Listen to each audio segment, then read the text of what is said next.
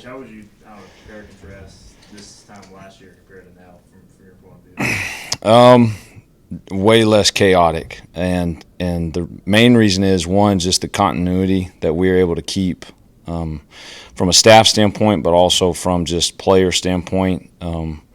That's what you take for granted probably when you step into a situation like last year.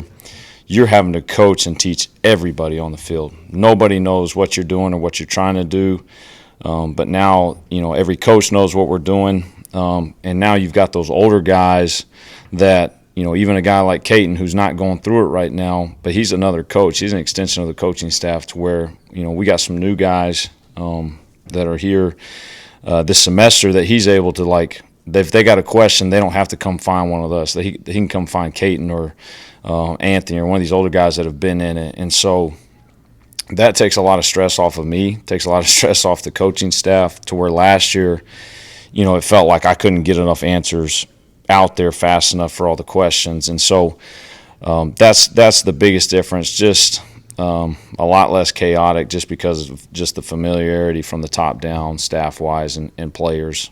With Kate now, how is Jake kind of taking this opportunity of getting extra reps? Yeah, I mean, Jake loves it, because even though if you're not the guy, your desire to be the guy doesn't go away. And so, he loves it. And Jake, even when we made the switch last year, and you guys know this, like, Jake never changed. Jake was still a leader on the team. He was a great teammate, and he's the same guy still. He leads every day. With Caton not being out there, it allows you to lean on Jake and use Jake, because he's the one taking the reps and going through it. So he's done a great job. He's steady Eddie, like he always is, as far as personality and things of that nature. So it's been good. I'm happy for him to get the opportunity this spring, for sure. The rest of that room, getting a couple freshmen in, it seems like Raheem's taking a step too. No doubt. I couldn't be more proud of Raheem. And and the only reason that he's there is because he put the work in, just like they all did, and he's worked his tail off to get to where he's at. And he'll get an opportunity as the spring goes on to get reps with that ones, because he's earned it. And the more depth we can have, the more people we can have, not only in that room, but every room that we feel comfortable putting in the football game. That's what's best for us. Do you think anybody stood out today that surprised you, or? It's hard. The hardest thing when you're not live tackling and in full pads is just kind of what Josh was talking about.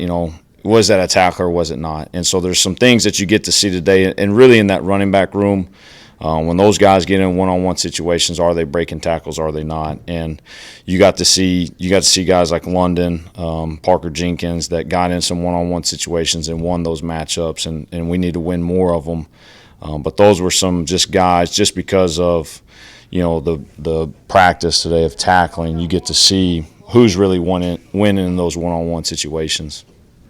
When you walk in the running back room, it's weird not to see Rajay Harris, but if you keep looking, you'll find Logan Montgomery and Marlon Gunn. How are those guys looking this spring, and how excited are you for them to take that next step forward? No, they're excited because they got to sit and watch a guy that worked his tail off and got to reap the rewards of it. And they saw Rajay get better as the year went on, because Rajay was not the same running back that he was, Norfolk State to NC State. He wasn't the same guy, and that's because he stayed with it and trusted the process. And so those guys, that's the thing I like the most, is they got to sit and watch that. Not necessarily the production, but just how he worked and how he prepared. And so they're excited, and that started for them in January. They've worked their tails off in the weight room to prepare to be that guy and to carry the load. And Rajay's load that he took last year is probably more than really what we want from a running back. We'd like to spread it out more. One, it keeps those guys fresh and allows us to use more people. The transfer receivers y'all brought in, they seem to make some plays early in the spring. Would you agree with that? How is that coming along? I would agree. Dyrell Roberts is the man for a reason. So, no, it's what we want in every room. It's competitive depth, and I thought we had it last year to an extent.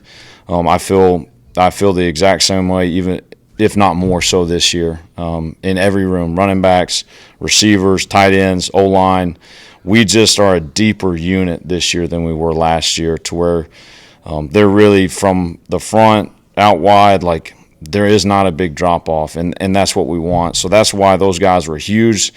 The thing I like about them the most, about those receivers that we added, they're older guys. They're not young transfers. They're guys that have been in big-time programs, that have played football, and they know how to carry themselves. You're not having to teach them how to practice. You're not having to teach them how to, pay attention in a meeting. They know. And so that's the thing that I've enjoyed the most, but also, obviously, when they make plays on the field, that's why they're here.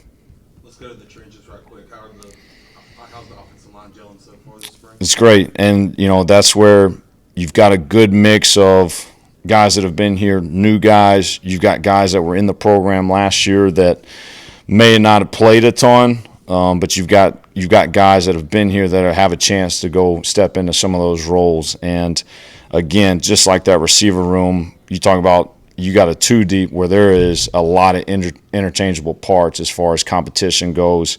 And it's been nice because, it keeps those older guys, and I say older guys, but like keeps McCrimmon, Kojo, keeps those guys on their toes, knowing that they've got young guys, they've got new guys that came here to play. And, that's what we never want to do. We don't want to just bring bodies in. We want to bring people in that add value and can play right now. And so I feel great about it. We were really, really fortunate last year. We played with about the same 5 guys almost the entire season. That is, knock on wood, that's a rarity. And so we've got to make sure we've got depth up front. And, 4 practices into it, I feel really good about it. And they've got to continue to get better and better, though. What's your number one priority coming in spring ball? That's a good question. Well, that's a good question. It's an easy question. Last year we led the country in interceptions, and so that's got to get fixed. And it's something that we studied a lot, just as far as why. Was it decision making? Was it play calls? Was it this? And just everybody owning up to it and finding accountability in that. And the most frustrating thing is it was a mixture, but at the same time you don't realize those turnovers, where they happen in the field, took points off the board. And that's the one thing that you can't do is, I can't even tell you how many points cost us just from those turnovers. And so that for us is a huge emphasis, is just taking care of the football, because we've shown and proven that we can be explosive. We have explosive players, but if we'll protect the ball, we can be really good on offense.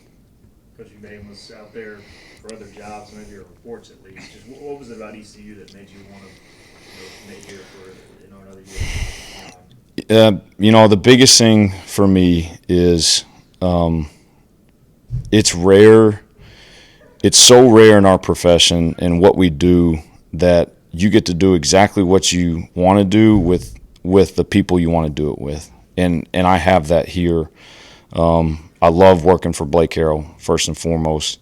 I love working at East Carolina, but I love my staff, and I love the guys that are around me. And a lot of them are guys that I've known for, a long time. I've spent every day with Hunter McKay for the last 3 or 4 years, from Ole Miss to here. I've known Matt Maddox since 2014.